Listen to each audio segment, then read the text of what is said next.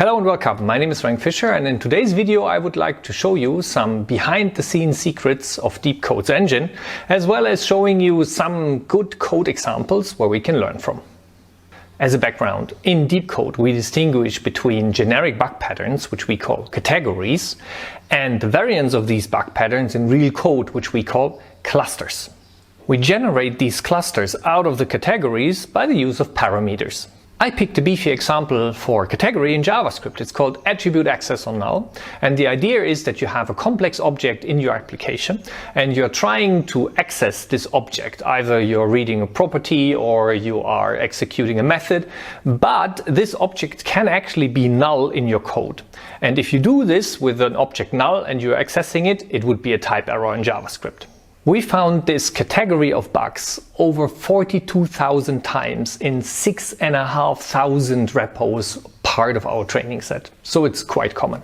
Also, we have 716 clusters of this pattern. Obviously, I cannot show all of them to you, but I will show 3. So here are my 3 examples. Start with the first one, and it's, I would say, the classic thing that you would expect. So what you see here is accessing attribute current target on a null undefined value. Null undefined value flows from a null literal. So what we see here in the code is there's a function underscore enter. It has an event parameter, and as you can see, we are calling on the event parameter. We are calling current target here. So we are accessing current target. And now the question is, okay, what is wrong with this? And the interesting part of this is now, if we go to this null literal, and we see here, this underscore enter is called with null.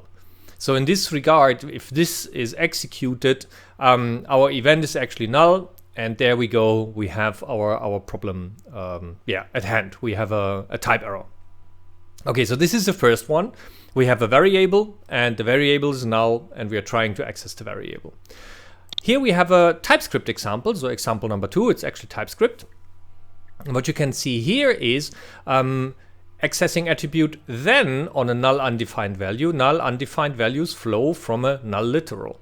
And what we see here is we have a chain of promises where we call then. And what you can see here is that this is return this animate to X, and then there's the then called later. So this should resolve into a promise so that we can call the then or a thenable. That is probably the better way of telling it. It should be a thenable object that comes back. That is probably the best way to put it.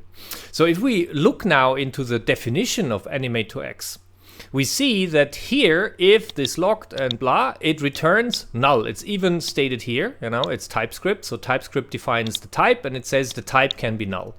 And obviously, if this type is null, then goes obviously wrong. We will have a type error here. So this is another, so to say, way of having the same probable or same problem pattern repeating here, but in a totally different context. And you see the parameterization covers already very different ways of having this problem of accessing a null pointer or an undefined value.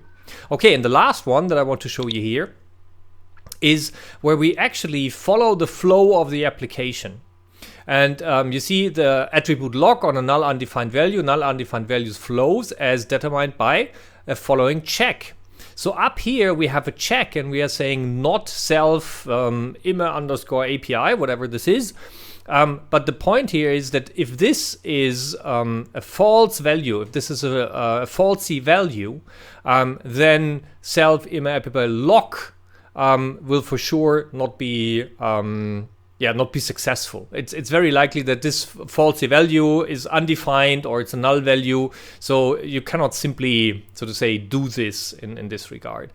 And what you see here is, again, a totally different context. This time it's not a simple variable that is assigned or so. This time it's actually the flow of the application that you have to follow to understand that this is a falsy value, and then this call won't be successful.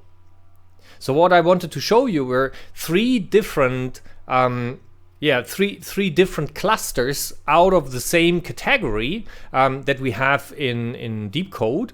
And this also explains to you why we are able to cover a vast amount of different problem areas with our rule sets, because we're able to parameterize them. I hope you got something out of this nibble today, and if you like to see DeepCode in action on your own code, follow the links below. See you.